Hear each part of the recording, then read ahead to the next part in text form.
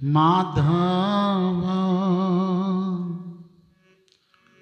कुंज बिहारी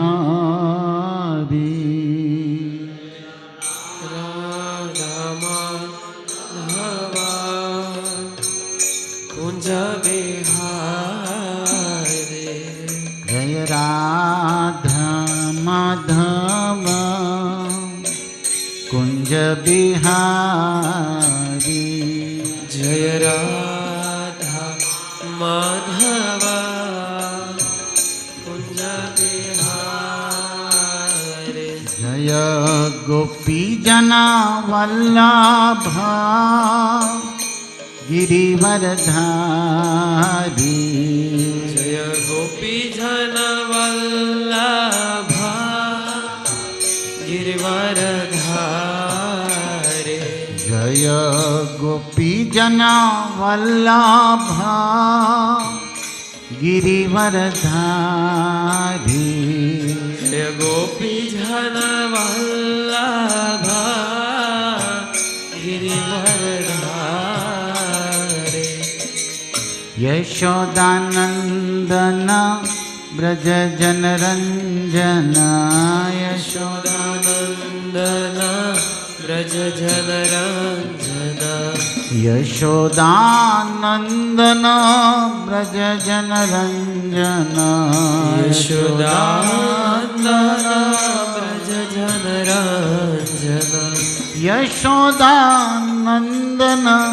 ब्रज जनरंजन यशोदानंदन ब्रज जनरंजन यमुना तीरावन चारी यमुना तीरावनचारी यमुना तीरावन चारी यमुना तीरावनचारी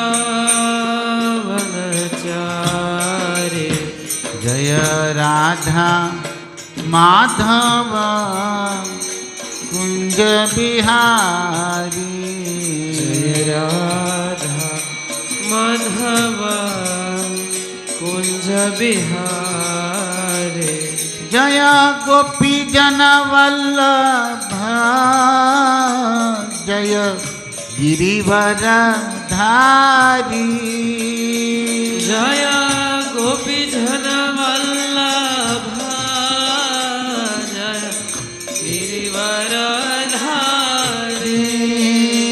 जय गोपी जन वल्लभ जय गिरिवरधारी जय गोपी जन वल्लभ जय गिरिवरधारी जय यशोदा नंदन जय ब्रज जनरंजन जय यशोदा नंदन जय ब्रज जनरंजन जय यमुना तीरा जय वनचारी जय यमुना तीरा जय तीराचारे जय राधा माधव जय कुंज बिहारी जय राधा माधव जय कुंज बिहारी हरे कृष्ण कृष्ण कृष्ण हरे हरे हरे राम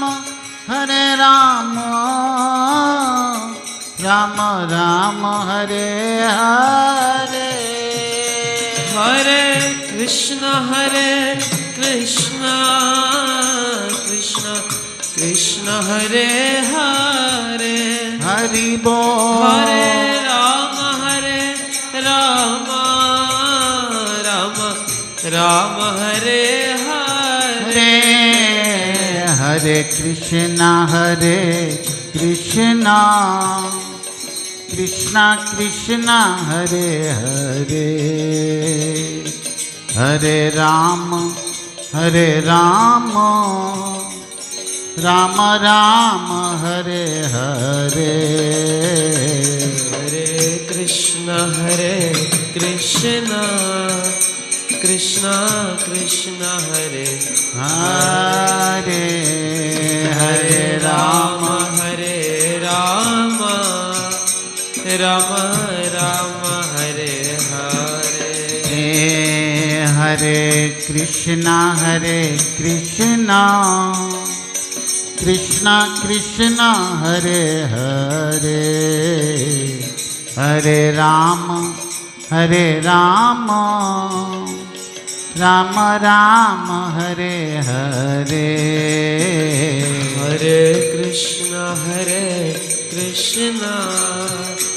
कृष्णा कृष्णा हरे हरे हरे राम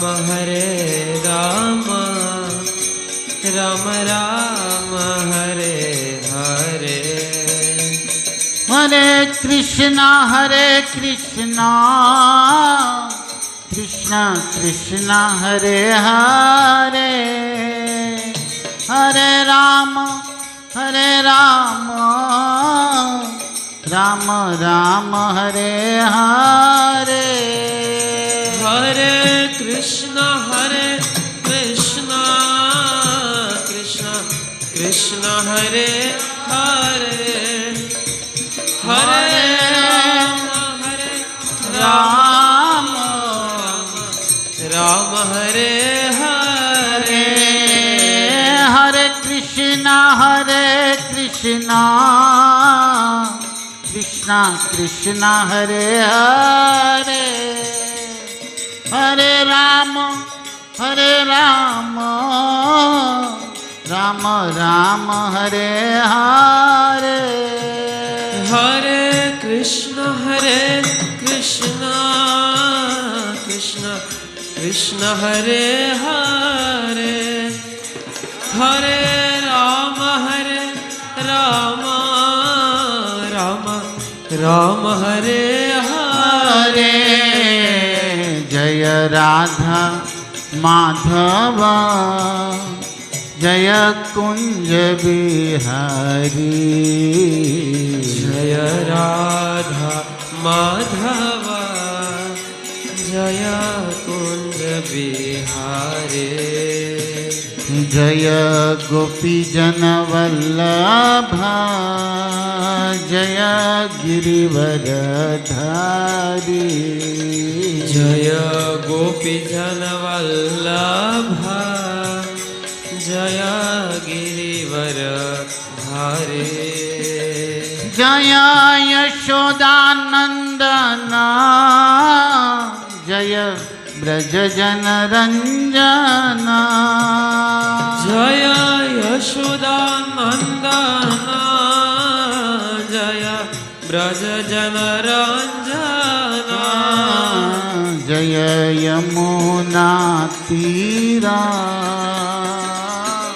जय वनचारी जय यमुना तीरा जय वनचारी हरे कृष्णा कृष्णा कृष्णा हरे हरे हरे राम राम राम हरे हरे हरे कृष्णा कृष्णा कृष्णा हरे हरे हरे राम राम राम हरे हरे हरे कृष्णा कृष्णा कृष्णा हरे हरे हरे राम राम राम हरे हरे हरे कृष्ण कृष्ण कृष्ण हरे हरे हरे राम राम राम हरे हरे हरे कृष्ण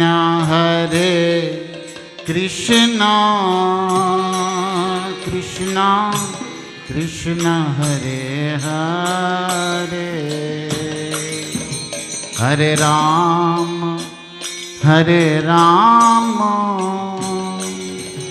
राम राम हरे हरे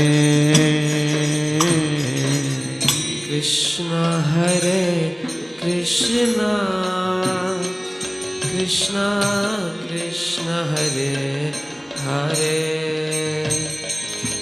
हरे राम राम हरे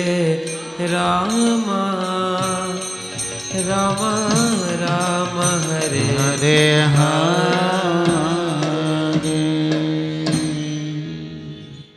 युग धर्म नाम संकीर्तन की जय श्रील प्रभुपाद की जय निताय गौर सीतानाथ प्रेमानंदे हरि हरि बोल। ओम नमो भगवते वासुदेवाय नमो भगवते वासुदेवाय ओम नमो भगवते वासुदेवाय नमो भगवते वासुदेवाय ओम नमो भगवते वासुदेवाय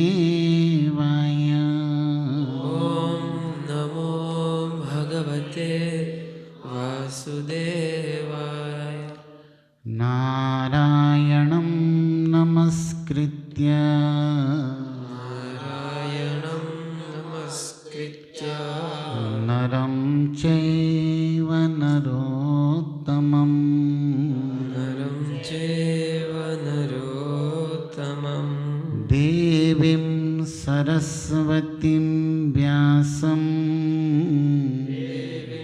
सरस्वतीं व्यासं ततो जयेमुदीरये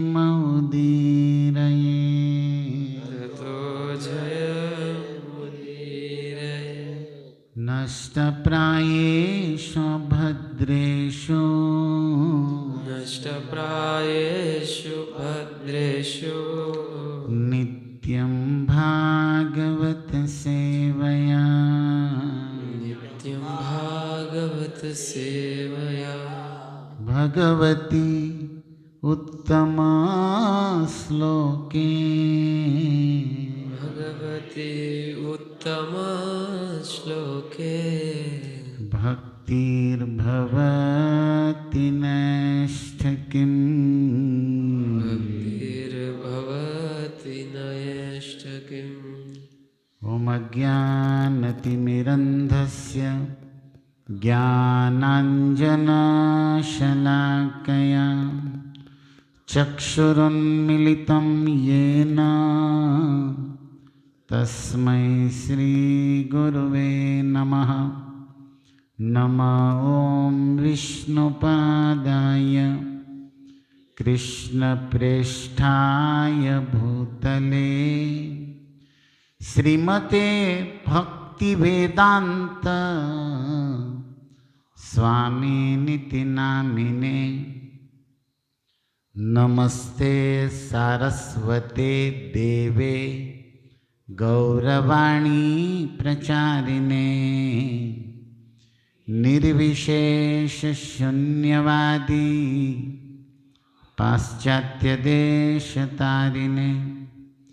जय श्री कृष्ण चैतन्य प्रभो नित्यानंद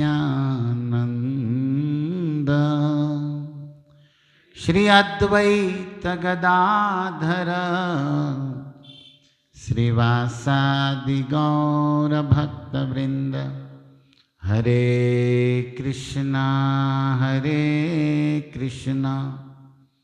कृष्णा कृष्णा हरे हरे, हरे राम राम राम हरे हरे। हरे कृष्ण। तो सभी श्रद्धालु वैष्णव श्रोता चरणों में भगवत भाव से सादर वंदन। श्रीमद् भगवद गीता अध्याय 4 श्लोक संख्या 34 से थोड़ा पाठ करेंगे। आप लोग भी बोलिए। तद्विधि प्रणिपातेन परिप्रश्नेन सेवया उपदेक्ष्यन्ति ते ज्ञानम् ज्ञानिनस्तत्त्वदर्शिनः यज्ञात्वा न पुनर्मोहः एवं यास्यसि पाण्डव येन भूतान्यशेषाणि द्रक्ष्यस्यात्मन्यथो मयि अपि चेदसि पापेभ्यः सर्वेभ्यः पापकृत्तमः सर्वज्ञानप्लवेनैव वृजिनं संतरिष्यसि यथेन्दांसि समिद्धोऽग्नि भस्मसात् कुरुते अर्जुन ज्ञानाग्नि सर्वकर्माणि भस्मसात् कुरुते तथा नहि ज्ञानेन सदृशं पवित्रमिह विद्यते तत्स्वयं योगसंसिद्धः कालेनात्मनि विन्दति श्रद्धावान् लभते ज्ञानम् तत्परं संयतेन्द्रियम् ज्ञानं लब्ध्वा परां शान्ति अचिरेण अधिगच्छति। तो 5 श्लोक बोले 34 से 39। अनुवाद पढ़ता हूँ मैं इसका हिंदी। हे अर्जुन, तुम गुरु के पास जाकर सत्य को जानने का प्रयास करो, उससे विनीत होकर जिज्ञासा करो और उनकी सेवा करो। स्वरूप सिद्ध व्यक्ति तुम्हें ज्ञान प्रदान कर सकते हैं क्योंकि उन्होंने सत्य का दर्शन किया है। स्वरूप सिद्ध व्यक्ति से वास्तविक ज्ञान प्राप्त कर चुकने पर तुम पुनः कभी मोह को प्राप्त नहीं होंगे क्योंकि इस ज्ञान के द्वारा तुम देख सकोगे कि जीव परमात्मा के अंश स्वरूप है, अर्थात वे सब मेरे हैं। यदि तुम्हें समस्त पापियों के भी सर्वाधिक पापी समझा जाए तो भी तुम दिव्य ज्ञान रूपी नाव में स्थित होकर दुख सागर को पार करने में समर्थ होंगे। जैसे प्रज्वलित अग्नि में ईंधन को भस्म कर देता है, उसी तरह हे अर्जुन, ज्ञान रूपी अग्नि भौतिक कर्मों के समस्त फलों को जला देता है।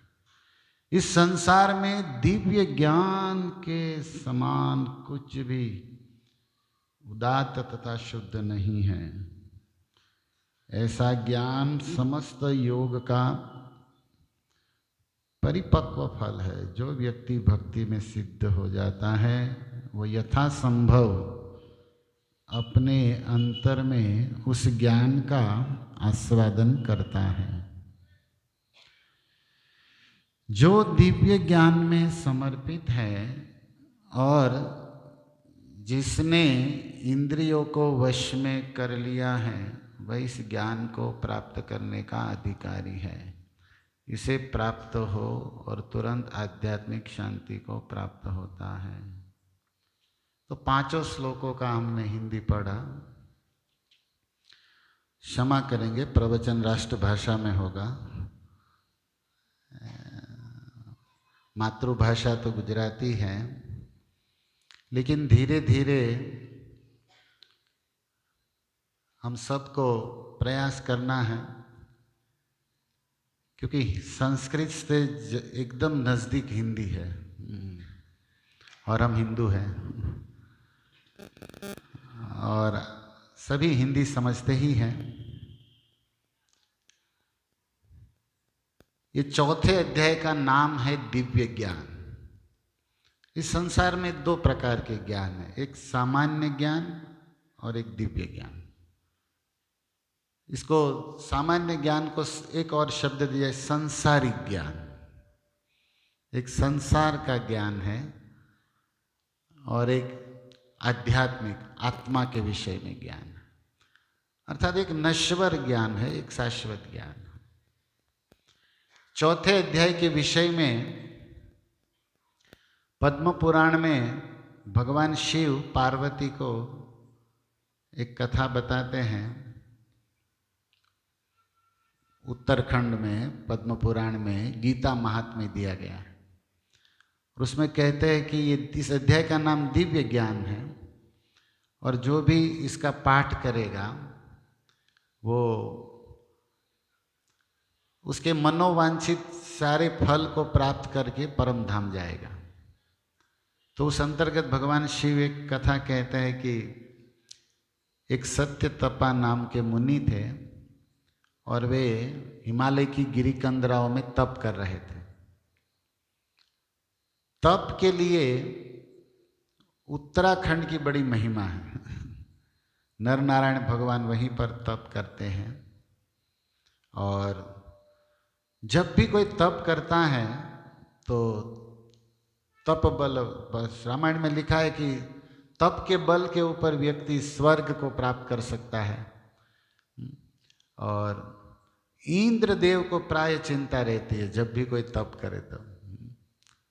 इवन भगवान नर नारायण भी तप करते हैं तो इंद्रदेव उनके तप को भी भंग करने के लिए कामदेव से निवेदन किए थे कि आप जाकर तप भंग करिए।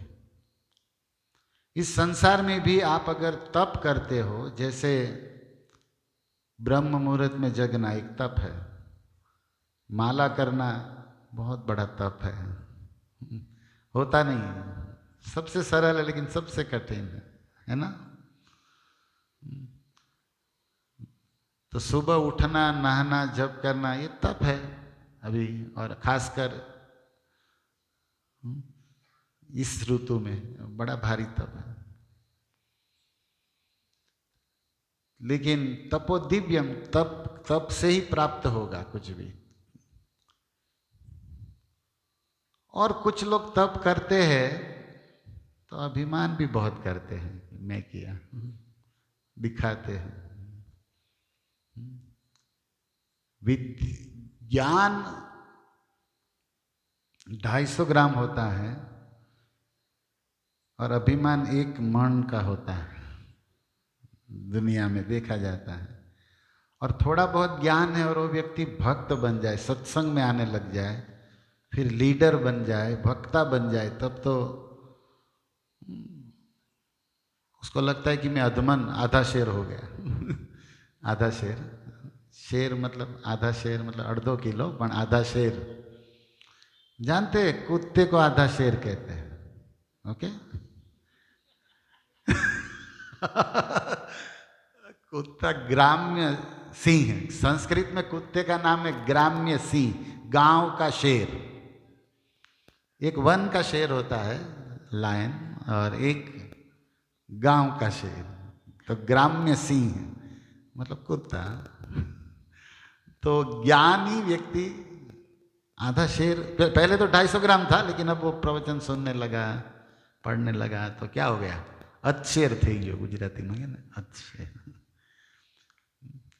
और फिर और कुछ उसके चेले बन जाते हैं, उनसे कुछ फॉलो करने लगते हैं, तब तो वो आधा मन ही समझ लो कि 10 किलो। गुरु बने तो आंखों मन थी जाए। तो अभिमान देखा गया है दुनिया में, लेकिन तप करे और अभिमान न हो, ये वास्तविक तप है। आप में कुछ भी गुण है, इसका अर्थ ये नहीं कि आप दुनिया भर का दोष देखोगे। आप जो करते हो दूसरा नहीं कर पाएगा, तो वो नहीं कर पा रहा है, वो गलत है, ऐसा जरूरी नहीं। और आप जो कर रहे हो वैसे ही सब करे, ये भी जरूरी नहीं। लेकिन एक कमजोरी है जीव की। और दूसरा, अगर आप सही तप करोगे तो जलन तो होगी दूसरे लोग आपको डिस्टर्ब करेंगे जरूर, ये भी है। अब भगवान तप कर रहे नर नारायण, और इंद्र देवता है, इंद्र कोई दानव तो नहीं है ना। आपकी भक्ति तप में भी कोई विघ्न बाधा डाले तो समझना चाहिए कि स्वर्ग के देवताओं का काम है, ये देवता है, इंद्र देवता है। फिर भी उसको डर है कि मेरी पोजीशन न चली जाए, मेरी पोस्ट न चली जाए, मेरे फॉलोअर कम न हो जाए। इंद्रदेव को भी डर लगा रहता है।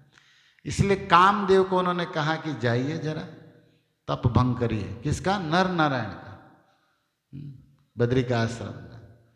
तो कामदेव पूरी ऑर्केस्ट्रा पार्टी लेकर गया गान बजान संगीत, अलग अलग अप्सराएं, नृत्य और संगीत चालू हुआ, संगीत संध्या, गरबा।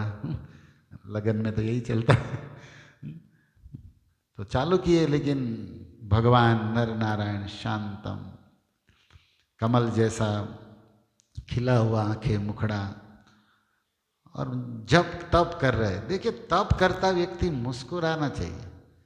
कई बार व्यक्ति जप करता हुआ एकदम हजड़बम, कठोर, सीरियस, एकदम गंभीर, हमको लगता है कि डायरेक्ट भगवान में भળી गयो છું, મળી ગયા જાને, એટલો सीरियस ये अच्छा नहीं लगता। तब फिर और उसको कोई छेड़ दे तो क्रोध भी भारी करते हैं ये लोग।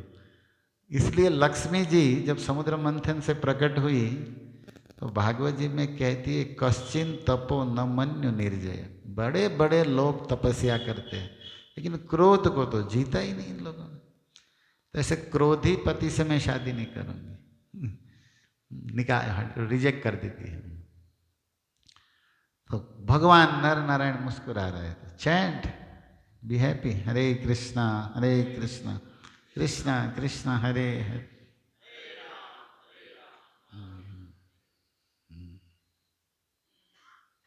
थोड़ा इन कथाओं से हमें प्रेरणा लेनी है, दिव्य ज्ञान की ओर हम बढ़ रहे हैं। तो कामदेव थक गए, उनकी स्त्रियां सब थक गई, लेकिन भगवान तो भगवान थे, कोई असर नहीं हुआ।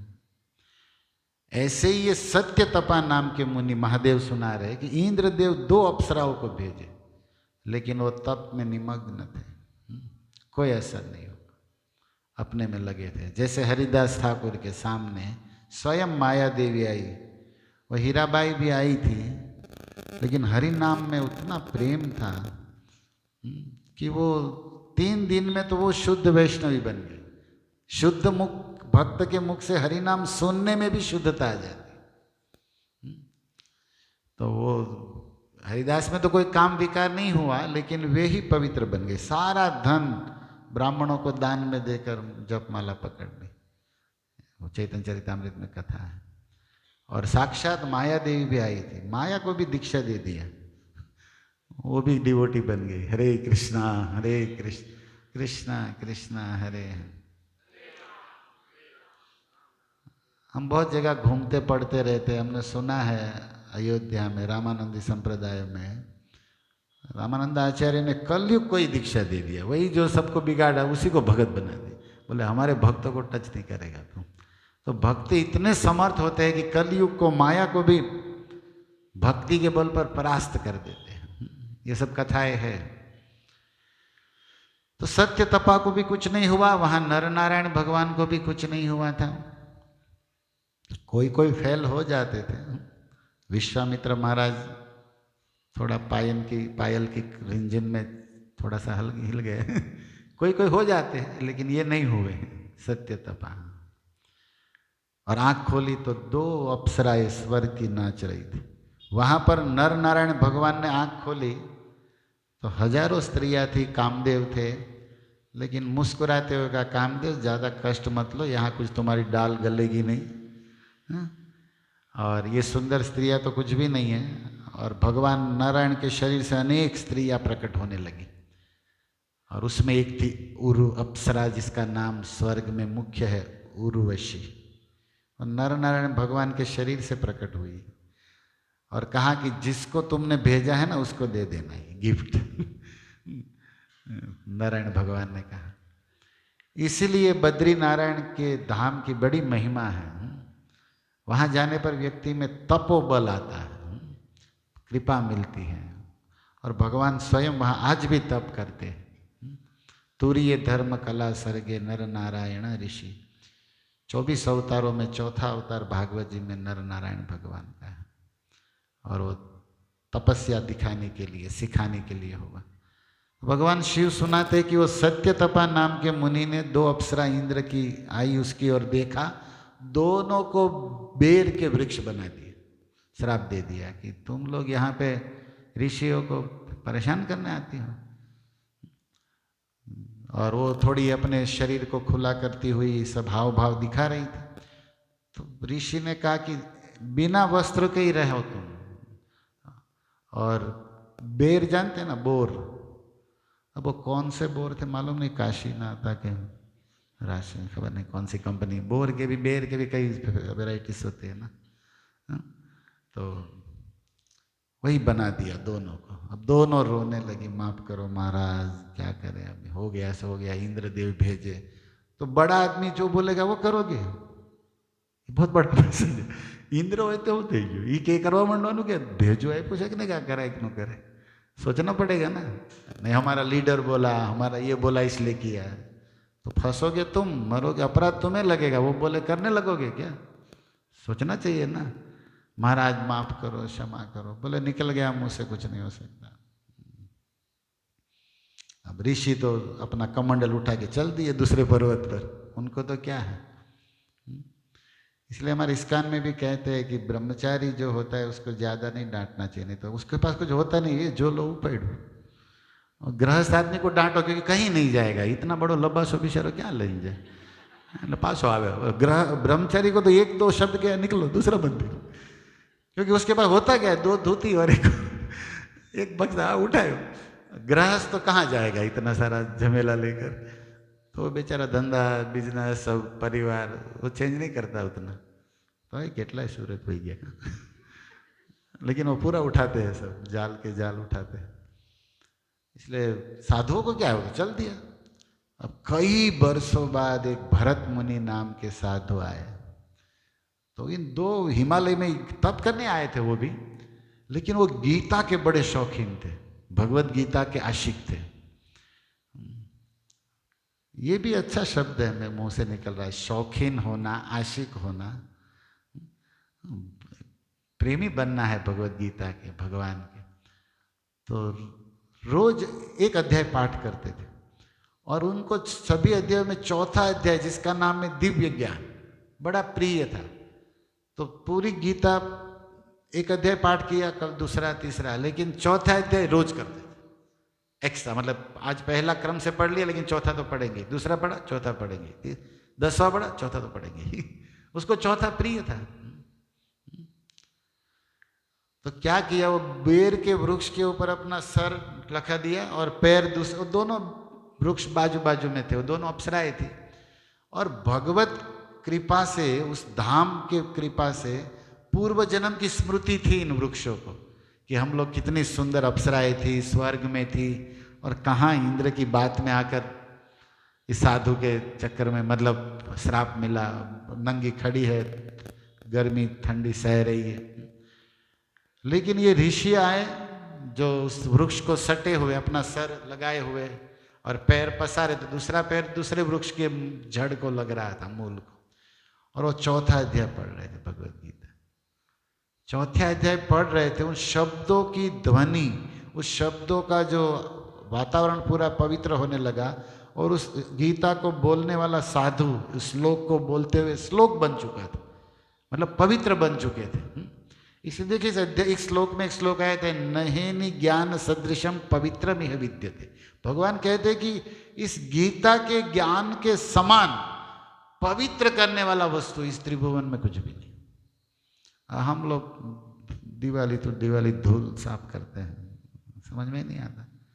आप पढ़िए, भगवान कहते हैं इसी अध्याय में मैं पढ़ा ना, ये इस अध्याय का 37 श्लोक, नहीं ज्ञान सदृशम, ज्ञान के समान पवित्र यह विद्यते, इस संसार में कुछ भी नहीं है पावन करने वाली वस्तु। 38। तो वो दोनों जो वृक्ष योनि में थी, उसका वृक्ष योनि समाप्त हो गया, कुछ भी किए बिना, गीता के चौथे अध्याय का। और दूसरे जन्म में किसी ब्राह्मण पवित्र धनवान परिवार में अप्सरा से भी सुंदर रूपवती कन्या के रूप में जन्म हुआ दोनों का।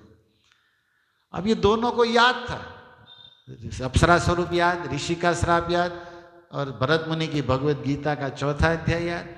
इसलिए दोनों गीता की प्रेमी थी, भगवान शिव पार्वती को सुना रहे।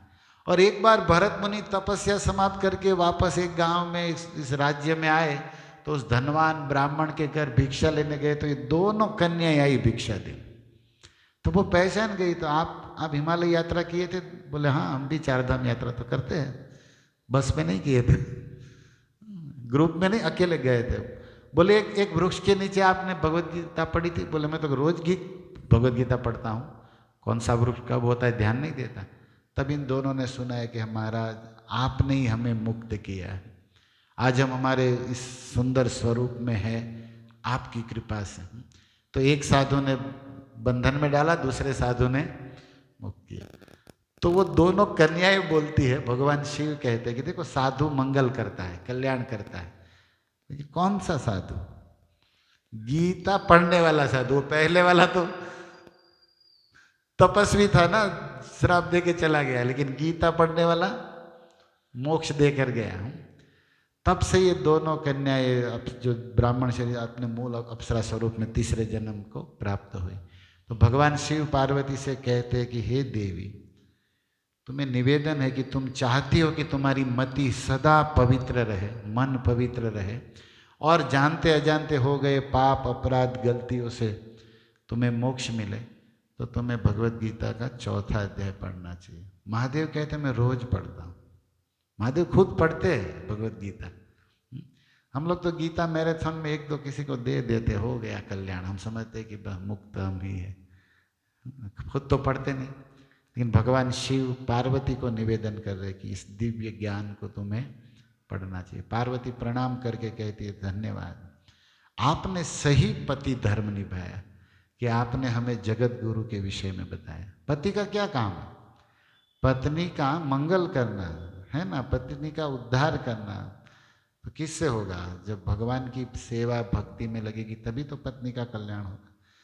तो पार्वती कहती है कि हे महादेव, आप हमारे सही रूप में पति हो कि आपने हमें जगत पिता जगत गुरु कृष्ण के विषय में बताया। तो इस तरह भगवान व्यास कहते हैं कि ये चौथा अध्याय दिव्य ज्ञान जिसकी ये महिमा है। तो मैं इसलिए बोला कि पूरा अध्याय नहीं, कम से कम 1-8 श्लोक कभी खोलने का आपको मन हो जाए।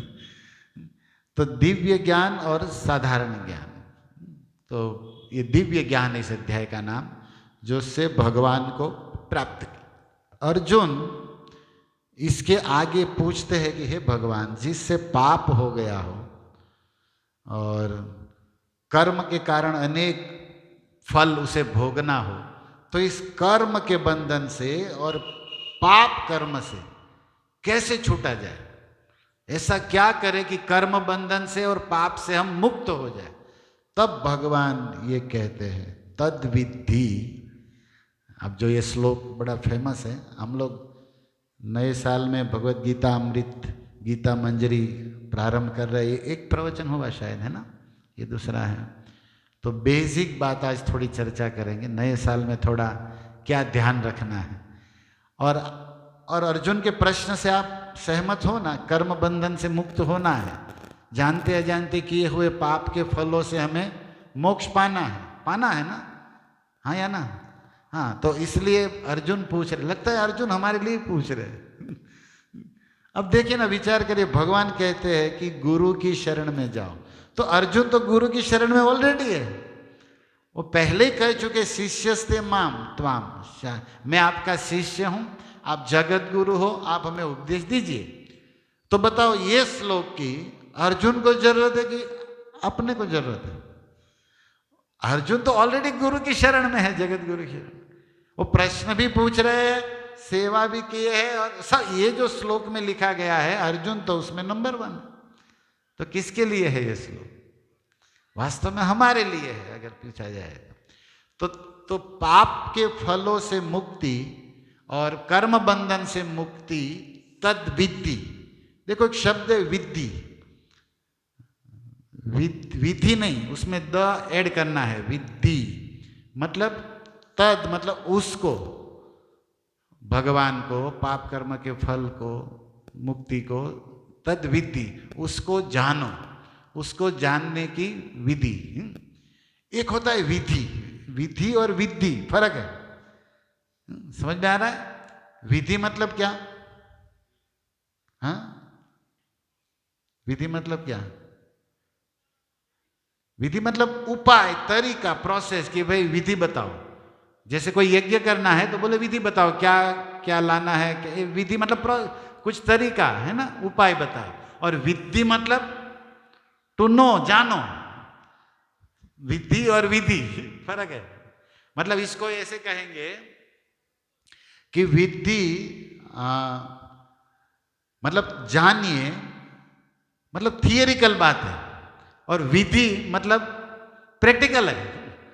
विधि मतलब प्रैक्टिकल है, और ये जो है खाली ज्ञान के लिए जान। जैसे एक उदाहरण दो, आप समझोगे। समुद्र या समुद्र का जल, तो अभी मान लीजिए कोई व्यक्ति समुद्र के तट पर जाए, पैर भिगोए, हाथ में ले, थोड़ा डीप में जाए और डीप में जाए, तो फिर वो सोचेगा हाँ जल खारा है, जल बहुत है, जल में इतने जलचर है। अब ये समुद्र के विषय में ज्ञान प्राप्त कर रहा है, तो समुद्र के विषय में थियरिकल बातें जान रहा है, पानी कैसा है, कलर क्या है, स्वाद क्या है, उसमें जलचर कितने प्रकार के हैं, ओके ओके सब। और दूसरा है उस समुद्र को पार कैसे जाएगा, ये जानना। अब समझ में आ रहा है? एक सब कुछ जान के वही रहेगा कि डूबेगा, लेकिन मेन वस्तु क्या है? उस समुद्र को पार करके जाना, ये भी जानना है ना। तो ये संसार का ज्ञान क्या है जो हम लोग ले रहे, बस यही एक्सपेरिमेंट करते रहो, ढूंढते रहो, यही मरो, यही ले रहे। अब गीता क्या है? दिव्य, इस संसार से कैसे पार जाओगे, ये सिखाया जा रहा है। तो विधि और विधि इसको थोड़ा समझिए, प्रयास करिए समझने का कि विधि और विधि। तो थियरिकल हम लोग समुद्र के जल के विषय में सब जाने, लेकिन समुद्र पार भी जाना है। इसी तरह हम संसार में कैसे जीना, कैसे रहना, ये समझ, लेकिन संसार से पार कैसे लगोगे भैया? कर्म बंधन से कैसे छूटोगे? इस पर कुछ विचार किया? नहीं किया। तो अब भगवान कह रहे कि तद विद्धि, उसको जानने का प्रयास करो। इस संसार से पार कैसे जाओगे, परमात्मा को कैसे पाओगे, उसको जानने का तद विद्धि, उसको जानने का प्रयास करो। अब इसमें 3 शब्द है, ध्यान दीजिए, इस श्लोक सबको याद करना है। एक है प्रणिपात, प्र उपसर्ग, निपात मतलब नितराम पात, अच्छी तरह से गिरना। पात माने पतन, गिरना, और निपात बढ़िया से गिरना, और प्रणिपात अच्छी तरह से बढ़िया से गिरो। मतलब गुरु चरणों में प्रणिपात मतलब प्रणाम करने के अर्थ में, लेकिन संस्कृत में उपसर्ग लगाकर शब्द का गरिमा बढ़ाया जा रहा है। देखिए, शिष्य प्रणिपात होना चाहिए और गुरु निष्णांत होना चाहिए। अभी क्या है, गुरु प्रणिपात है, शिष्य निष्णांत है। कैसे गुरु को यूज करे? कलयुग है। एकदम कलयुग चल रहा है बढ़िया से। पहले एक्चुअली शिष्य प्रणिपात होना चाहिए गुरु के चरणों में, और गुरु निष्णांत होना चाहिए शब्द ब्रह्म में, वेद में। लेकिन अभी क्या करें, चल रही है दुनिया तो सबकी चल रही। तो आज हम सीखेंगे कि उसको जानने का प्रयास करो, परम तत्व को, इस संसार से पार, कर्म फल से कैसे मुक्त हुआ जाए, या दिव्य ज्ञान को जानने का प्रयास करो। ये दिव्य ज्ञान है ना अध्याय का नाम। तो इस दिव्य ज्ञान को जानने की विधि, जानने का प्रयास, प्रोसेस क्या है? प्रणिपात। पहले तो प्रणाम करो।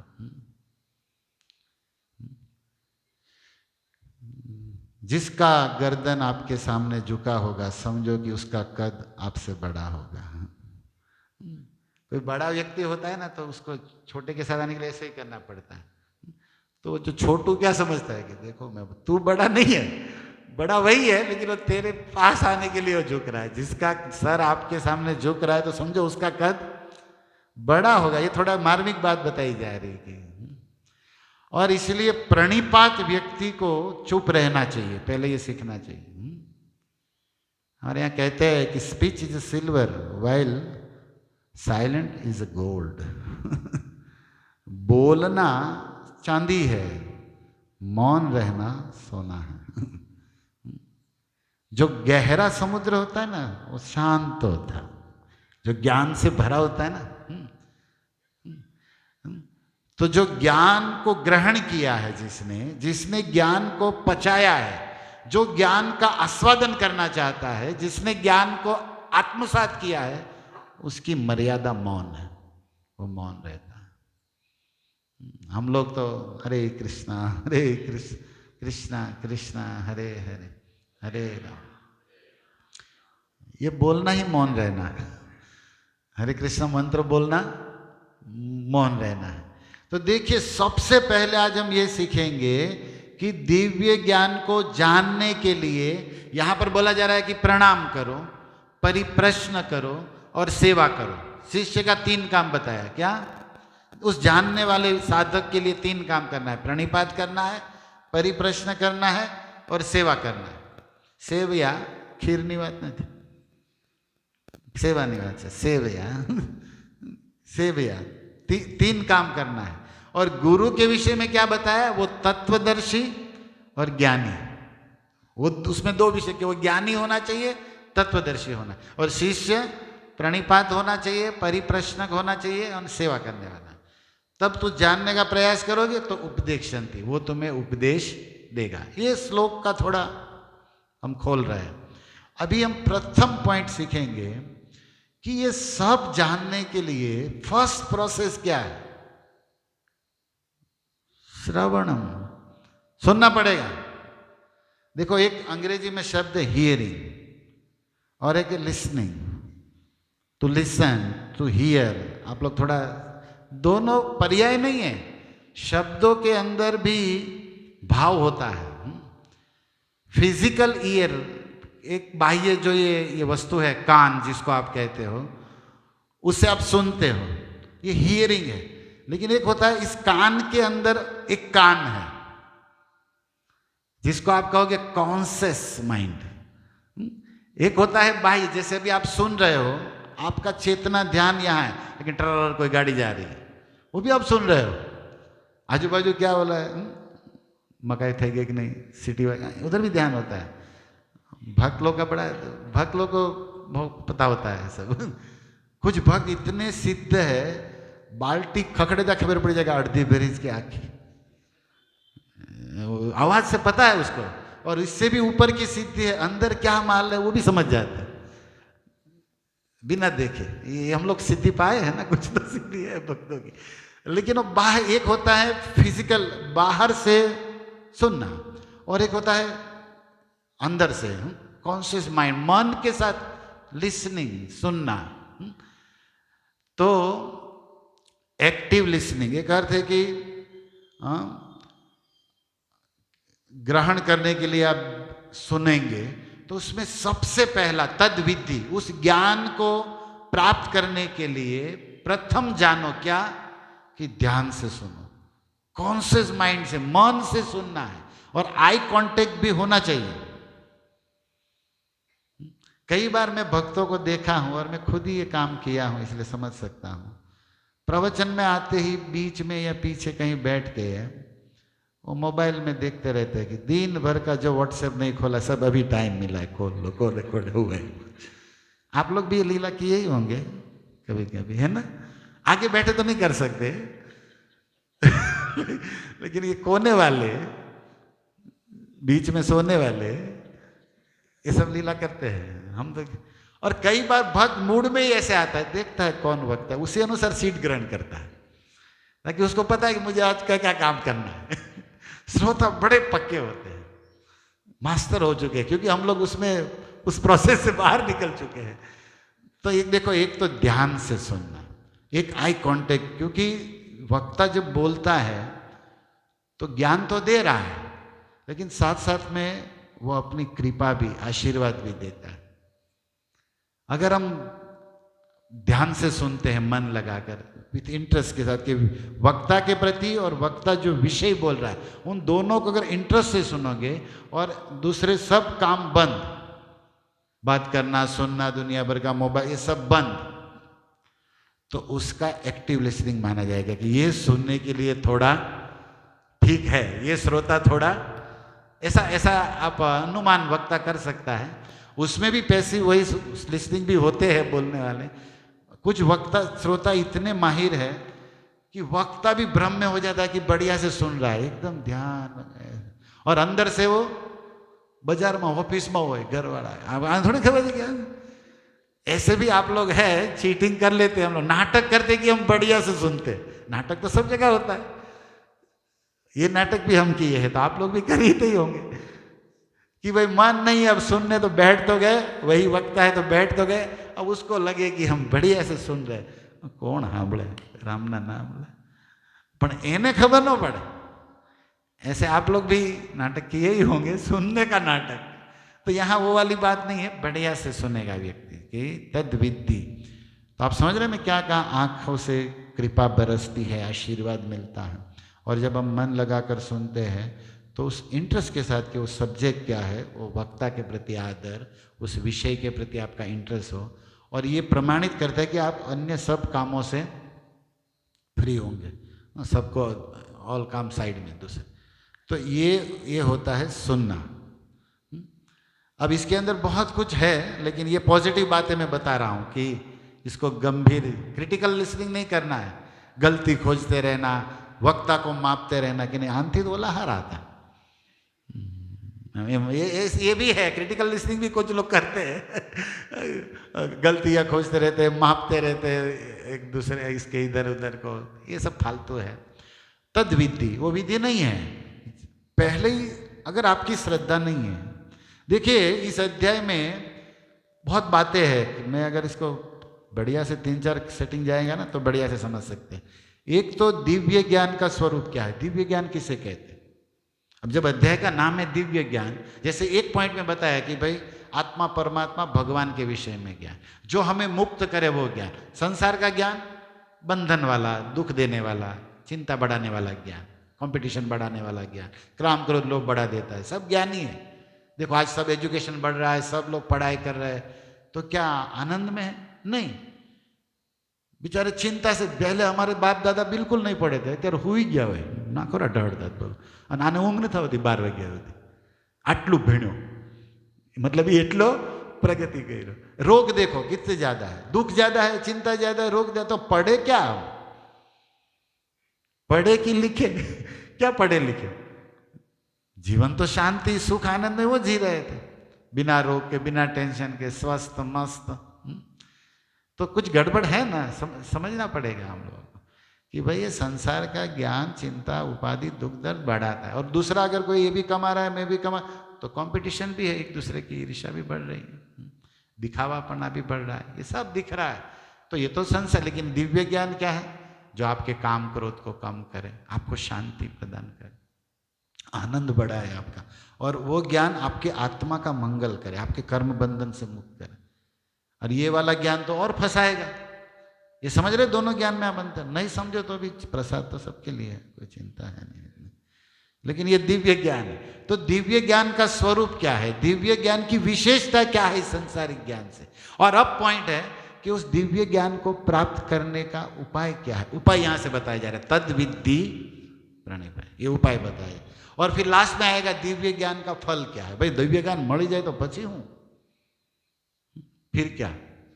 तो ये सब है, यही भगवत गीता के क्वेश्चन आंसर। ये क्या हुआ, कैसे हुआ, क्यों हुआ, ये जो गाना है यही है बस।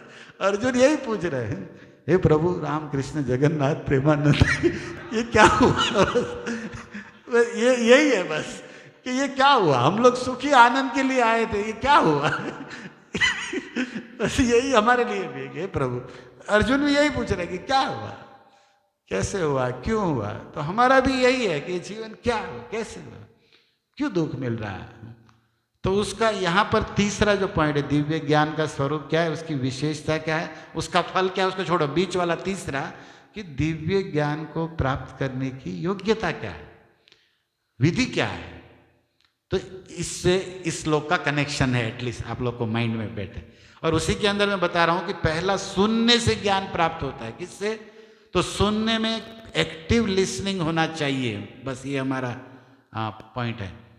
पैसिव लिसनिंग होता है, क्रिएटिव लिसनिंग भी होता है, बहुत सारे अलग अलग विभाग करते जाओ, बहुत सारा आपको मिलेगा।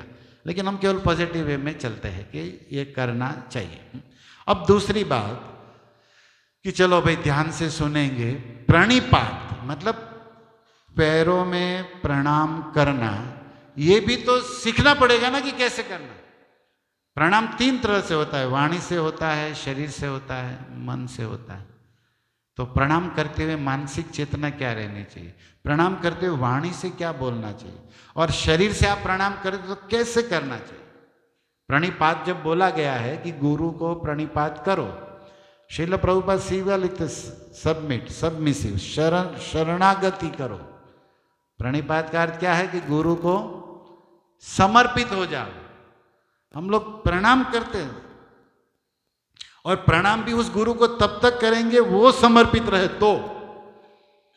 हम तो समर्पित नहीं है, वो हमें समर्पण करेंगे, हमें अपना शिष्य मान के बस हाथ फेरवा करे तो हम प्रणाम करेंगे। हमारी तो एकदम उल्टी दशा चलती है। लेकिन यहाँ पर भगवान सिखा रहे अर्जुन को कुछ नहीं सिखा रहे, अर्जुन के माध्यम से हम सब भक्तों को सिखा रहे कि कपट मत करो। हम लोग प्रणाम में भी कपट करते हैं। एक तो बाह्य कसरत कर देते हैं, बाह्य देखा देखी कर देते हैं, है ना, यही हम सीखे। ऐसे ऐसे कर दिया, दंडवत भी कर दिया, लगता है कि बस यही समर्पित।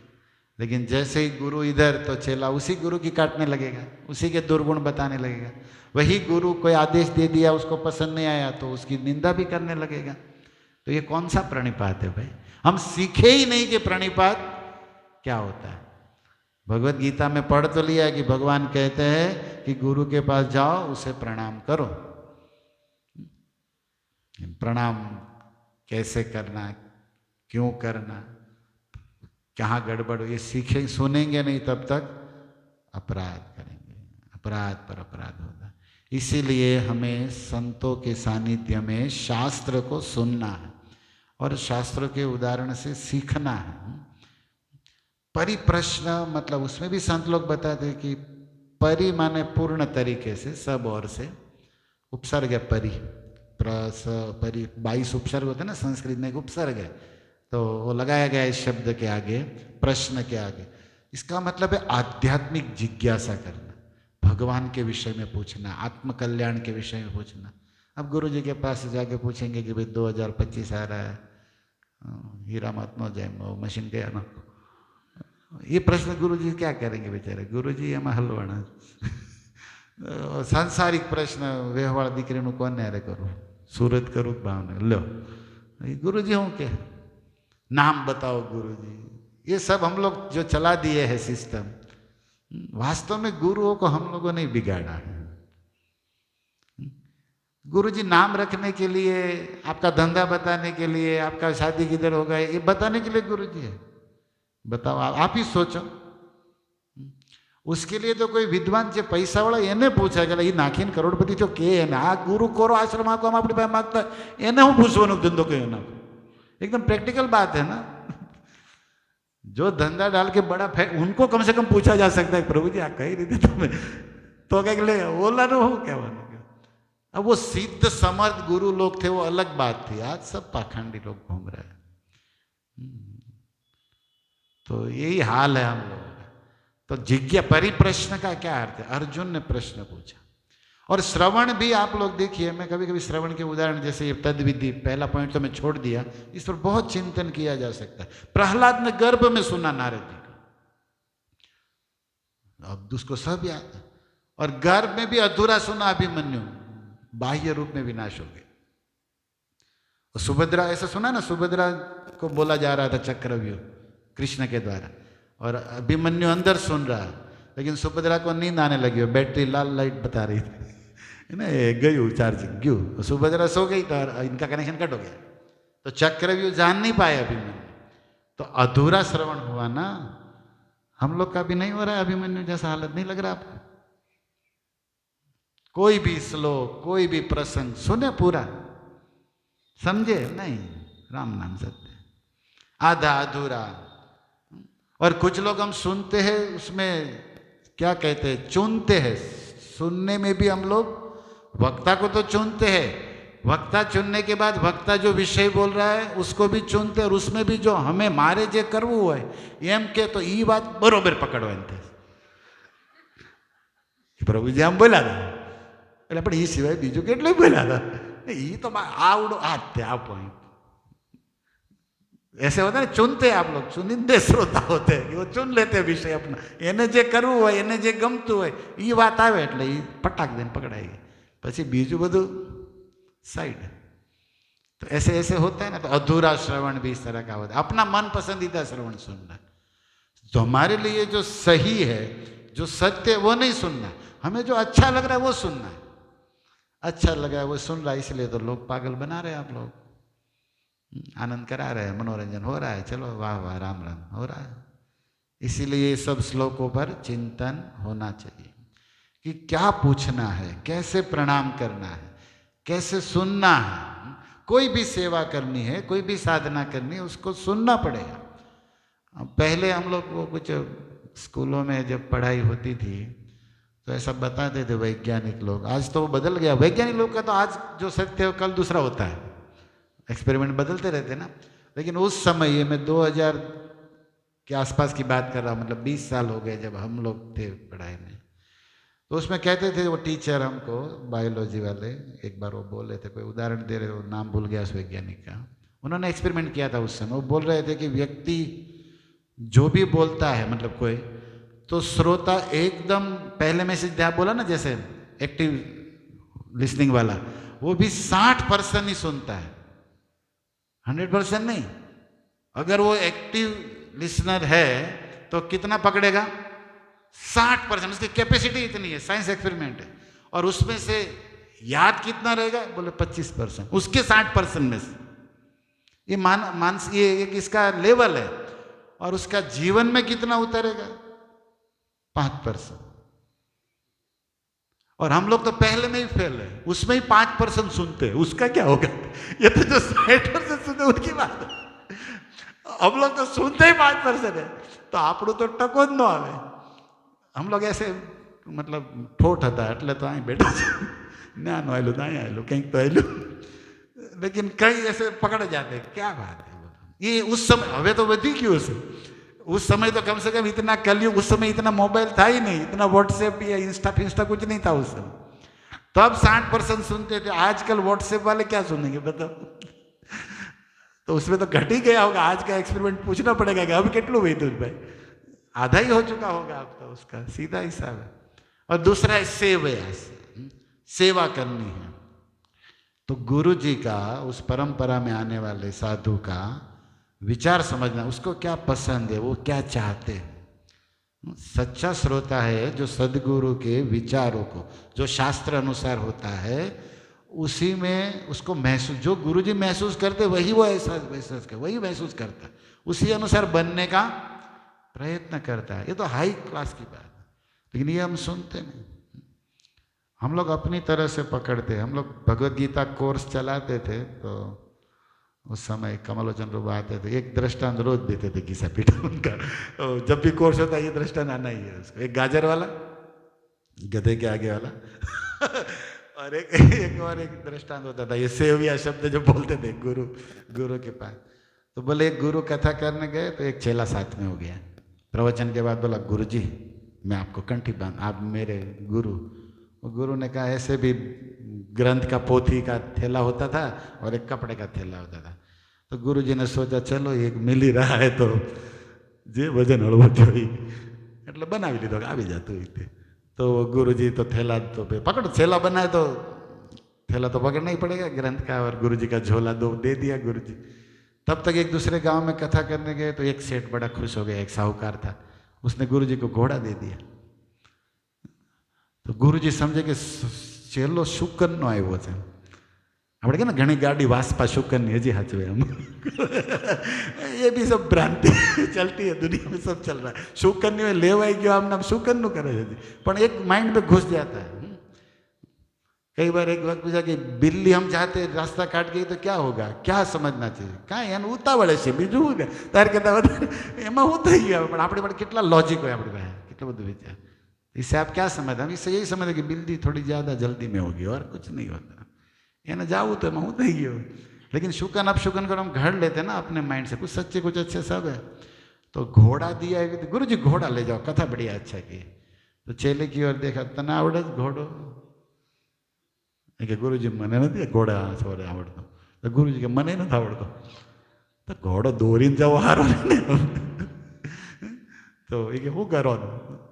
तो काम करते दोनों बैठते धीरे धीरे, ट्राई तो आज नहीं तो कल काम में तो ले ना। तो गुरुजी बैठे, पीछे चेला ही बैठा गुरुजी के आगे। अब घोड़ा धीरे, घोड़ा बेचारा थोड़ा सीधा था, सही था। तो गुरुजी ने बांधो ना वो के, लेकिन चेले को वो देना भूल गए थे। गुरुजी अब घोड़े पर तो चिंता नहीं। अब थोड़ी देर आगे चले, 2-3 किलोमीटर चले, गुरुजी थक गए क्योंकि घोड़ो त्रासबो आपे। घोड़े पर जो बैठता है ना उसके सारे हड्डी पसली दर्द करने लगता है।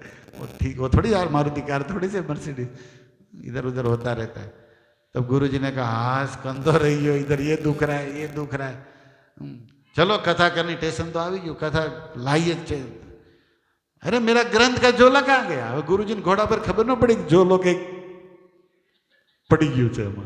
આ નવું નવું એવું થાય, પડી જાય। तो चेले को बोला, झोला कहाँ है हमारा ग्रंथ का, भागवत का? गुरुजी वो तो मैं देखा गिरा हुआ। तो तू पढ़तो तो कहेवाय नहीं पड़े? गुरुजी એવું તમે કીધું નતું। આગે કેવો ચેલો પડ્યો, એટલે આવા ચેલા હોય ઘણા સેવયાને ખબર નથી। એટલે ગુરુજીએ કીધું કે જો જે કાંઈ પડે ને લઈ લેવાનું, જે કાંઈ પડે।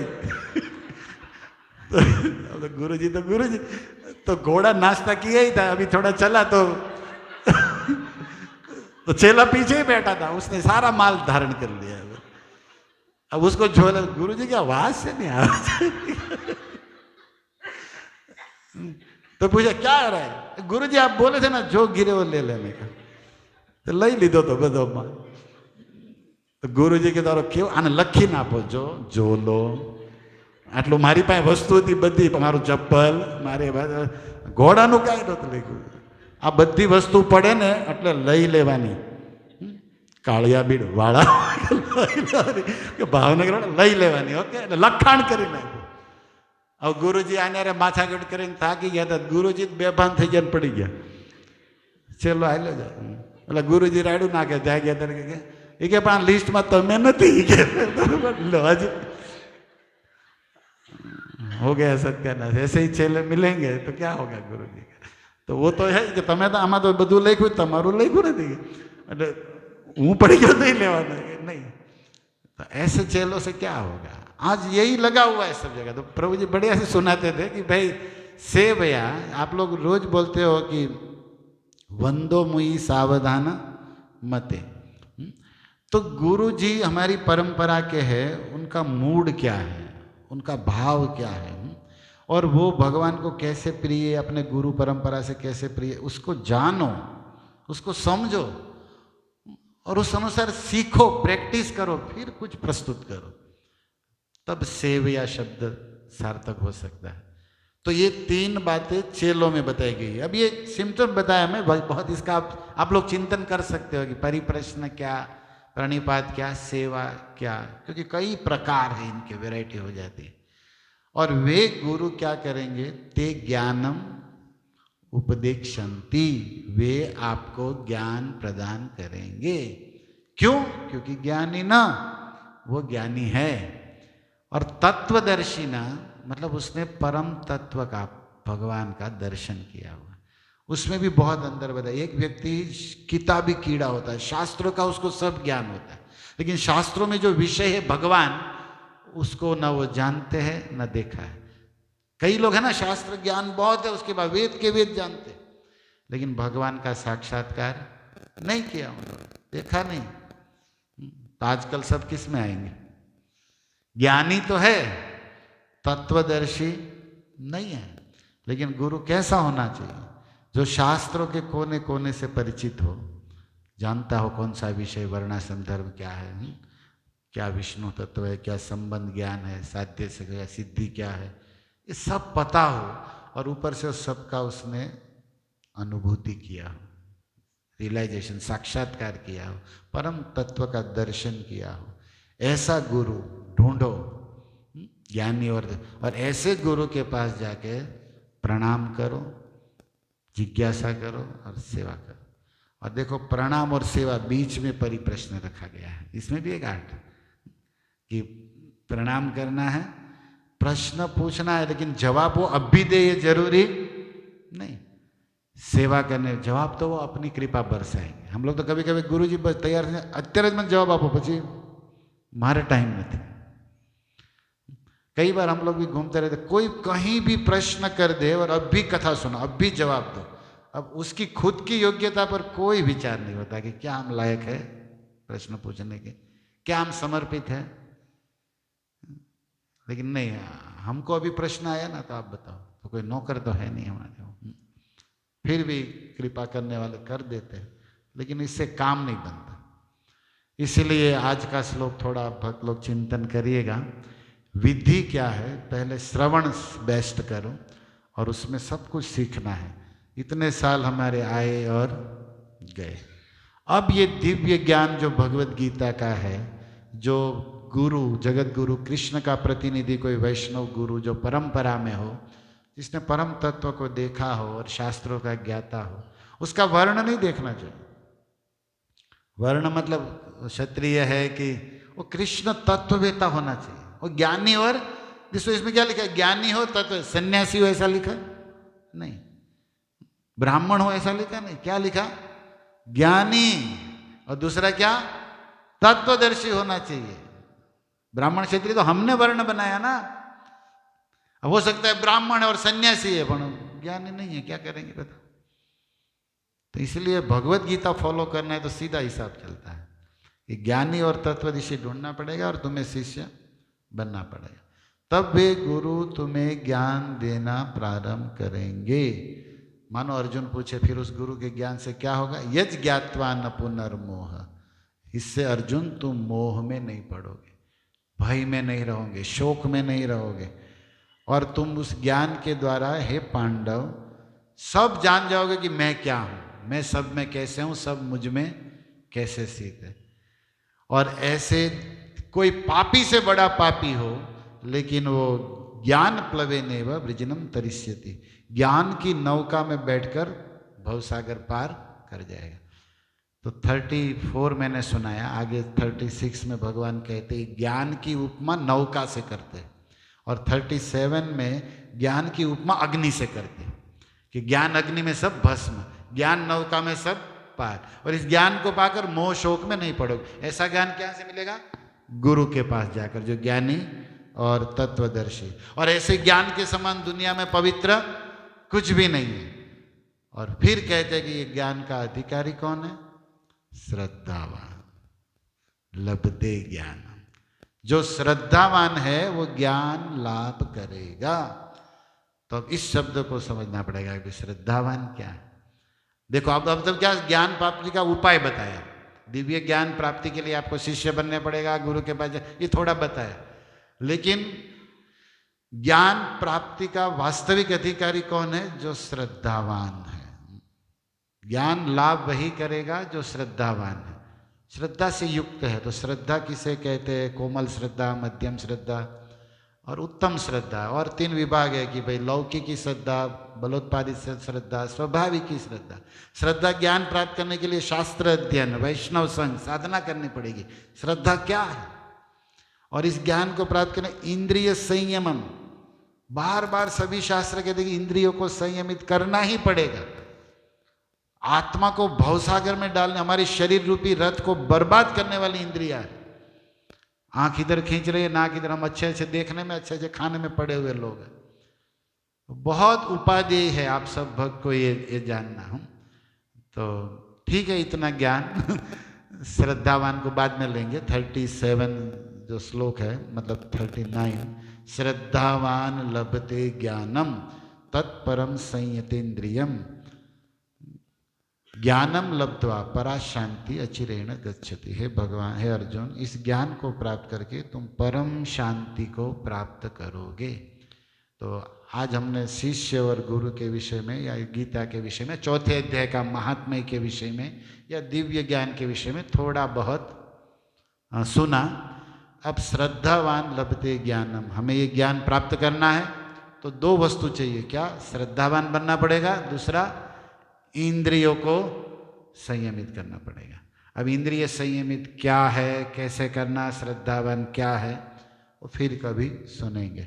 हरे कृष्णा कृष्णा कृष्णा हरे हरे, हरे राम। तो बहुत साधुवाद, धन्यवाद आप सब श्रोताओं को। कोई प्रश्न जिज्ञासा है तो पूछ सकते हैं। कोई ने कहीं कि भाई टीका टिप्पणी, क्वेश्चन आंसर होना चाहिए। कुछ प्रश्न है तो बताइए, या आप भी कुछ अपना मत, कुछ प्रभुपाद का सुना हो, गुरु महाराज का, कोई वैष्णव का, तो बोल सकते हैं, बोलना चाहिए।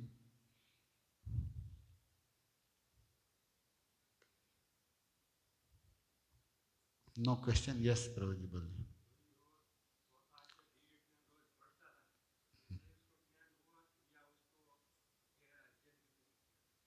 क्या क्या? फिर से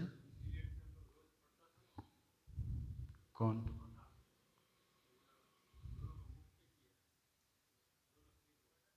हाँ, वो तो दिव्य ज्ञान अध्याय वो साधु पढ़ते थे, भरत मुनि।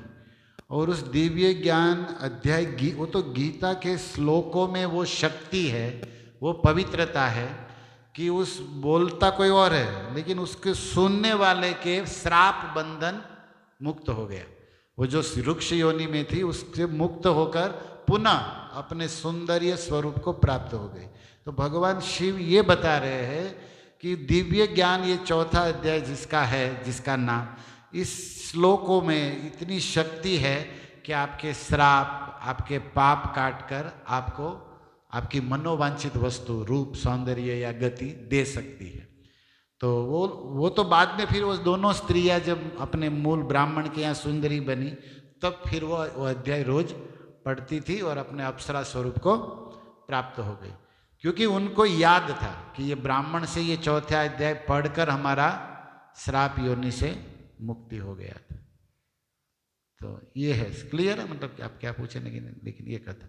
तो दिव्य ज्ञान, ये गीता तो ऐसी है कि कोई और पढ़े और समझे, उसको सुनने से ही हम लोग पावन होते हैं, पवित्र होते हैं, कर्म बंधन कटता है, पाप बंधन से मुक्त होते हैं। क्यों? क्योंकि ये यज्ञ है। ये क्या है? ज्ञान यज्ञ है। ये ज्ञान यज्ञ, जैसे हम बोल रहे थे, तो श्लोक बोल रहे थे, ये ज्ञान का यज्ञ हो रहा था। तो यज्ञ से व्यक्ति पावन होता है और भगवान की कृपा का पात्र होता है। तो ये ज्ञान यज्ञ है, तो निश्चित अपना काम करता है। और कोई प्रश्न माताओं का?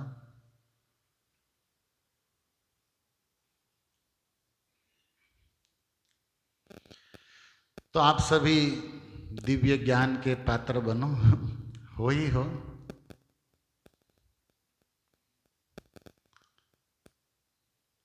ठीक है, ज्ञान ले लिया आपने बहुत। एक छोटी सी मीठी बात सुना के पूरा करते हैं।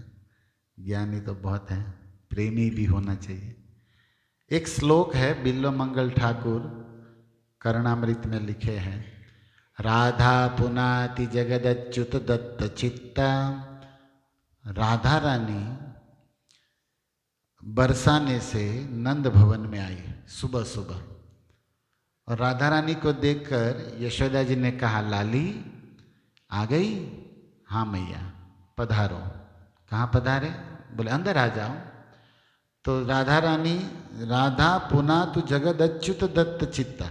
उसी समय भगवान लाल जी को, श्याम सुंदर को माता यशोदा ने बढ़िया से श्रृंगार साज सजा के मधुमंगल, सुबल, चित्रक आदि सखा के साथ गौशाला में जाने भेजा था। तैयार हो गए थे भगवान गोविंद, और उसका निकलना और राधा रानी का आना। और राधा रानी को आता देखकर यशोदा भवन से कह रही कि राधा आ गई लाली, आ जाओ, भीतर आ जाओ। तो राधा रानी भवन में प्रवेश कर रही है, और ठाकुर जी भवन से सखा मंडल के साथ सुंदर साज श्रृंगार करके गौशाला की ओर जा रहे हैं। ये वर्णन है।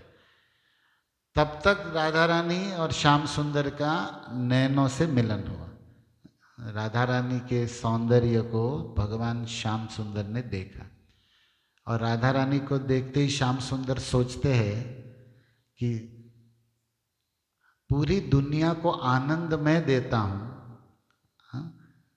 सर्वे जगत मोर आनंदित। सब मुझसे आनंद, आमा के आनंदी भी ऐसे कौन जान, लेकिन जो मुझे आनंद देता है ऐसा इस दुनिया में कौन है?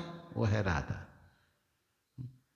पूरी दुनिया मुझे देखना चाहती है, लेकिन मैं राधा रानी को देखना। पूरा जगत मुझे सुनना चाहता है, मैं राधा रानी को सुनना चाहता हूँ। पूरा जगत को खिलाने पिलाने सारी शक्ति मैं देता हूँ, और मेरी शक्ति श्री राधा है। और आज सुबह सुबह राधा जी का मिलन दर्शन हो रहा है। तो भगवान जा तो रहे हैं गौशाला की ओर, लेकिन मन राधा रानी की ओर है। और राधा रानी जा तो रही है भवन में, लेकिन मन श्याम सुंदर। और राधा रानी श्याम सुंदर को देखने में इतनी लालायित है कि आप बिल्वमंगल लिखते हैं कि रोम रोम नैना बन जाए। वो सोचती है कि लाल जी को देखने के लिए रोम रोम आंखें, तब इस रूप माधुरी रसास्वादन में कर पाऊंगी। ये रासेश्वरी सोचती है। नाम है ना रासेश्वरी भगवान का। आप सुने राधा रानी का नाम?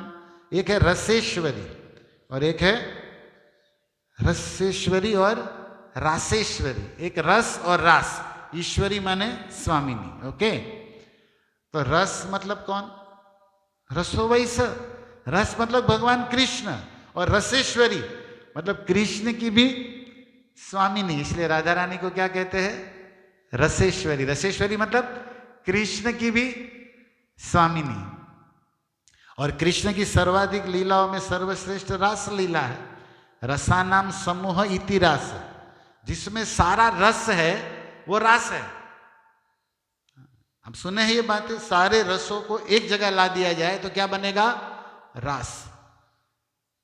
अरे भाई, सारे रसों को एक जगह ला दिया जाए तो बहुवचन में रसानाम समूह इति रास।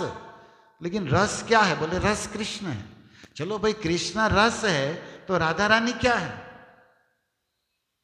वो भी रस वही है, क्योंकि हमारे यहाँ युगल को भिन्न नहीं माना गया। राधा कृष्ण एक का आत्मा, एक का ही स्वरूप। लीला रस आस्वादन है धरे दुई रूप, एक ही है ना।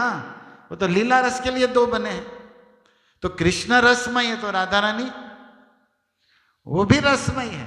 अच्छा, तो सखिया, सखिया क्या है? ब्रह्मांड पुराण में भगवान व्यास लिखते कि सारी राधा रानी श्याम सुंदर को रसास्वादन लीला रस के लिए अपने अलग अलग रूप प्रकट करती। ललिता, विशाखा, चंद्रावली। तो ये सखिया सब क्या है? राधा रानी से प्रकट हुई। तो वो क्या है? वो भी रसमय है। तो भाई ठाकुर जी रसमय है, राधा रानी रसमय है, उससे प्रकट होने वाली सखिया रसमय है। और ब्रह्मांड पुराण में ये भी लिखा है कि भगवान ने एकाकी न रमते, इसलिए अपने श्री अंग से ग्वाल बाल सखाओं को प्रकट किया है। तो सारे ब्रज के मधुमंगल आदि सब क्या है? वो भी रसमय है। गोवर्धन क्या है? रस का घनीभूत स्वरूप है। यमुना जी क्या है? रस का द्रवीभूत स्वरूप है। तो पूरा वृंदावन क्या है? सब रसमय। तो रस में रस विलस रहा है। तो जब सब यमुना किनारे मिल गए तो रस का क्या हो गया? समूह हो गया। रसानाम समूह इति रासः। और वे रासेश्वरी अपने नैनन की कोरन से श्याम सुंदर को जब अनुमोदन देती है तो भगवान तो जा तो रहे वहीं पे, लेकिन मयूर पीछ नीचे गिर गया। यक्ष कटाक्ष सरघात विमूर्छितेन। राधा रानी ने नैनों की कोरन से देखा तो भगवान पिघल गए, तो मोर मुकुट गिर गया और खुद ही गिर रहे थे, लेकिन मधुमंगल ने संभाल लिया, भाई थोड़ा होश में रहो, ऐसे कैसे हो रहे? बोले क्या करें, तेरी क्या कहें, नजर का असर है ये। और प्रिया जी जा रही है इधर। तब तक यशोदा जी ने कहा आओ राधा, नेक जरा सा दही बिलोई दियो। ब्रज भाषा में यही कहते हैं। तो राधा रानी कहा हाँ मैया लाओ। अब तो राधा रानी कीर्तिदा कुमारी की लाली है, मैया ने परंपरा से सारा काम सिखाया है। तो लगी मंथानी को लेकर बढ़िया से घमर घमर घरर घरर कर रही है। आधा घंटा हो गया, यशोदा जी ने हो गया होगा माखन। आई लाली, माखन हो गया? हाँ मैया कब से कह रही हो ही गया होगा, जरा देखना, नेक सो जरा देखो मटके में। यशोदा मैया ने देखा, अरे राधा क्या कर रही है तू? कहा है क्यों मैया? अरे देखो यहाँ में जरा नेक सो नजर तो डालो। तो राधा ने देखा, बोले हाँ यहाँ में तो कछु नहीं। तो यशोदा ने कहा ये मैं तो क्यों यही कहूँ यहाँ में कछु नहीं, तेरा ध्यान किधर है? तेरा ध्यान किधर है? मेरी जब मुझे तेरा ध्यान किधर है? इधर है। अब राधा रानी शर्मा गई। तो बिल्वमंगल ठाकुर लिखे राधा पुनः तु जगदच्युत मंथा निकलयति दधिरिक्त पात्रे। इन संस्कृत लैंग्वेज दधिरिक्त दही नहीं था उस पात्र में, मंथा निकलयति, खाली आवाज आ रहा था घर घर, लेकिन दही तो था नहीं। दही जिस मटके में था वो तो बाजू में था। આપણે એવું नहीं था तो बीजे मटके नहीं न करो घमर घमर हेटલું એટલા वर જેમાં દહીં से न्या मागण काढવાનો बीजे घरर घरर साइड तो करवा। नजर कहाँ है भाई तुम्हारी? इनकी तो सही है लेकिन हमारी कहाँ है? तो कहाँ है? तस्या, अब इस तरफ नजर करते। बिल्वन ठाकुर श्लोक में लिखते कि तस्य स्तना स्तबक चंचल लोल दृष्टि। अब राधा रानी के श्री विग्रह सौंदर्य रस को श्याम सुंदर ने आस्वादन किया था। गए गौशाला में और देवो अपि सर्वम जाना तो सर्वज्ञम अपि भूत भविष्य वर्तमान अंतर बहिर्वस्थितम सदेव। क्या किया? दोहन क्रिया वृषभम निरुदंतम। दोहनी लेकर बैठ गए, गैया समझकर दो पैर पीछे बांधे। मधुमंगल हंस दियो, लाला क्या कर रहे हो तू? अरे बाबा की आज्ञा को पालन कर रहे हो, गैयन की धार काट रहे हो, दूध काटવાનું છે भाई, दोहવાનો समय दे गया। तू कर क्या रहा? जरा नीचे देख। जब भगवान ने देखा तो बड़द पास बैठा था। अब गैया तो कहीं और है, बड़द पाए बैठ गया। अब भगवान शर्मा। मधुमंगल बोला तेरा ध्यान किधर है? अब वही डायलॉग भी। तो अब क्या करे, वो तो भगवान खड़े हो गए, दोहनी गाय छुआ पास भूल थे गए भाई। चलो तो बिल्वमंगल ठाकुर तस्या स्तन, राधा रानी का मुख सौंदर्य, वक्षस्थल, राधा रानी का रूप, चंचल लोल दृष्टि। धन्य है राधा रानी की, चंचल को भी स्थिर कर देती है। सबसे चंचल तो यही है, लेकिन इसको भी कोई कमांड करने वाली तो यह है। और क्या कर दिया? देवो अपि दोहन दिया, बुद्धि नहीं रही इसको। और वृषभम निरुधंतम, गाय की जगह वृषभ। लेकिन जैसे तैसे कैसे करके गाय के पास दोहनी डाले, दूध भर के भवन में आए वापस। तब तक राधा रानी का रिटर्न जाने का समय हो गया। सत्संग खत्म, रिटर्न। तो रिटर्न जाते, फिर भी आते आते देखा, जाते देखा, इसने देखा उसने देखा, इधर देखा उधर देखा। अब क्या हुआ? अब जैसे ही दोहनी लेकर जब गए तब तो मयूर पच गिर गया। अब आए तो हाथ से दोहनी छूट गई। रेलम चलम क्या आया, दोहनी गई, खुद ही गिर गए भगवान। यस्य कटाक्ष शिरघात विमूर्छितेन स राधिका परिचिरामि कदा रसेन। राधा रस सुधानिधि में लिखते हैं प्रबोधानंद महाराज। अब यशोदा जी ने कहा बाप रे क्या हो रहा है? राधा रानी तो फट से बोले, अब मैया पीछे बोला उसके पहले बरसाने निकल लो, इनका तो जो होगा होगा। इसीलिए गोवर्धन समय में राधा रानी को देखकर यशोदा कहती तू न्याज रेज। उस समय दोहनी गिर गई थी, अभी गिरिराज गिरेगा ना तो सबके चढ़, राधा को दूर रखो इससे। तो ये है भगवान की मधुर लीला। हमारे प्रबोध ये पद्यावली में रूप गोस्वामी लिखते हैं कि अहो अहो भी न कले विधूयते सुधा सुधारापि मधुरम पदे पदे दिने दिने चंदन चंद्र शीतले यशो यशोदास्तनयस्य गीयते। यशोदा तनय के यश गाने से हृदय में चंद्रमा और चंदन से ज्यादा ठंडक मिलेगी। और सुधा सुधारा अमृत की धारा आपके हृदय में कोई वर्षा कर रहा है ऐसा अनुभव होगा यशोदा नंदन के गीत गाने सुनने से। और कले न विधूयते, और कलयुग आपको छू भी नहीं पाएगा। अगर आप यशोदा नंदन के गीत गाते हो तो कलयुग आपको छू नहीं पाएगा, और आपके अंदर काम क्रोध नष्ट होके अमृत का आस्वादन होगा, और चंद्रमा और चंदन से भी ज्यादा ठंडक आपके हृदय को प्राप्त होगी। बस करना क्या है, यशो यशोदा तनयस्य गीयते, यशोदा नंदन के यश गाना है। हरे कृष्णा कृष्णा कृष्णा हरे हरे हरे राम। इसीलिए वल्लभाचार्य कहते कर्णम मधुरम तरणम मधुरम हरणम मधुरम रमणम मधुरम, सब कुछ इसका मधुर मधुर है। तो मैंने सोचा कि गीता ज्ञान बहुत दे दिया, थोड़ा सा अमृत मीठा राधा कृष्ण वृंदावन को याद करते। तो एक श्लोक कर्णामृत का मैंने आपको कहा, ऐसे कर्णामृत 300 श्लोक लिखे हैं कृष्ण लीला पर।